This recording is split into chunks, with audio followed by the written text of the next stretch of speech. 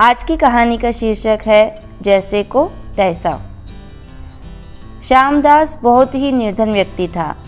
एक बार उसे स्वप्न आया कि उसने अपने मित्र रामदास से 100 रुपये उधार लिए हैं। प्रातः जब वह उठा तो उसे इस स्वप्न का फल जानने की इच्छा हुई। उसने कई लोगों से स्वप्न की चर्चा की।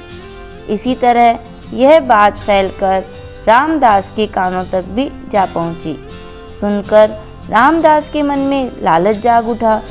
वह श्यामदास के यहाँ पहुंच गया और अपने 100 रुपये की मांग करने लगा।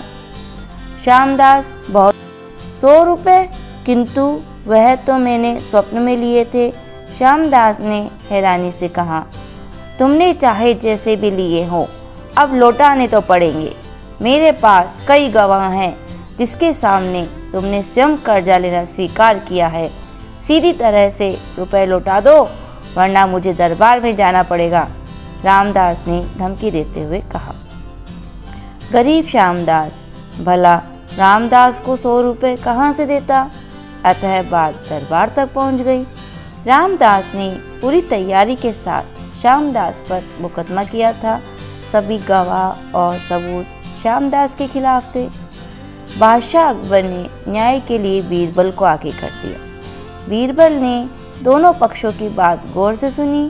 फिर एक सेवक को हुक्म देकर शाही खजाने से 100 रुपये तथा एक दर्पण मंगवाया।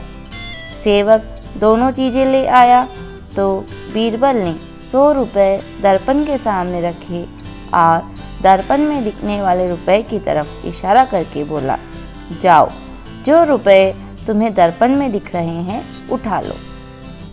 हुजूर, दर्पण में तो रुपयों का प्रतिबिंब है, उसे कैसे उठाया जा सकता है, रामदास ने कहा।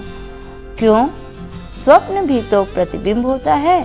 जब उससे रुपए दिए जा सकते हैं तो लिए क्यों नहीं जा सकते, बीरबल ने कहा।